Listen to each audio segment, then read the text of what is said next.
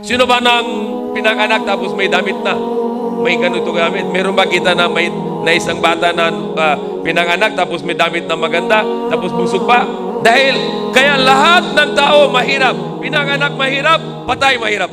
Lahat ng pinanganak mahirap. 100%. Gutom. Kaya yung bata na pinanganak, miyak siya dahil gutom siya. Mahirap siya. Tapos kung patay, tanggalin lahat ng damit, balot sa yung puting tela, mahirap din na patay. Meron mayaman, meron mga mahirap, temporary lang. Bibigyan na Allah para subok. Tingnan niya kung bibigay siya sa mahirap o hindi.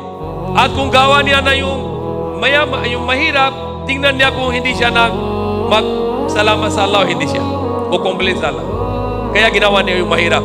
Tingnan niya na kung mag-complain siya sa Allah, bakit ginawa mo kung mahirap? O kung hindi siya complain, lagi sabi na Alhamdulillah. Alhamdulillah ala kullihan. Kahit anong yung buhay ko, magsalamat ko ako sa Allah. Yan ang dahilan ng ginawa ng Allah na mayaman at mahirap. Para subok lang.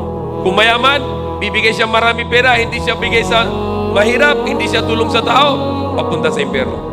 Tapos yung mahirap, lagi siya complain. Lagi siya complain.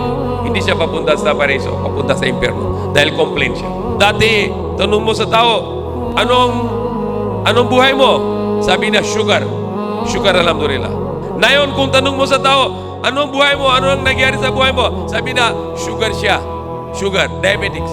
Lagi complain. Tapos tanong mo, anong yung negosyo mo? Ano sabi na tao? Matumal. Subhanallah. Complain. Huwag na complain. Sabi mo, alhamdulillah.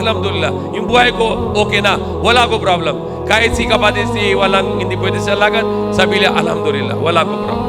Yan ang Islam, yung sa turo ng Islam. Magsalamat sa Allah, huwag ka mayabang, magtulong sa tao, magdasal sa Allah. Katulad isang tao, magdasal siya kay Allah. Allah, gusto ko slipper, wala ko sanilas, wala ko slipper, wala ko sapatos.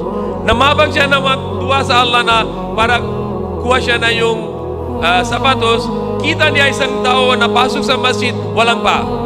Siya walang sapatos, but yung tao pasok, walang dalawang pa. Naupo siya doon magdasal. Sabi ni Allah, wala ako sapatos, wala ko problem. Basta meron ako pa. Okay? So, sabi na Prophet Muhammad sallallahu, huwag na tingnan mo yung tao sa taas mo. Tingnan mo yung tao sa baba mo.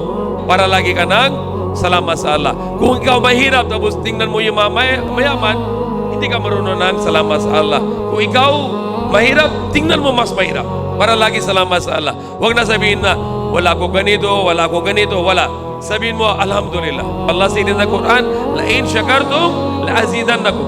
If you thanks to me, then I will increase your blessings for you.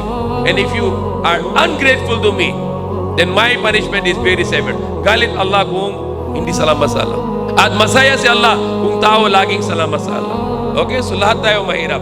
Huwag na yung mayabang na ako, milyonary ako, billionaire, yung sasakyan ko, ganun ko, yung bahay ko, ganito, wala na. Huwag na mayabang. Dahil lahat tayo pinanganak, mahirap. Dahil lahat ng tao na pinanganak, gutom. Tapos walang damit.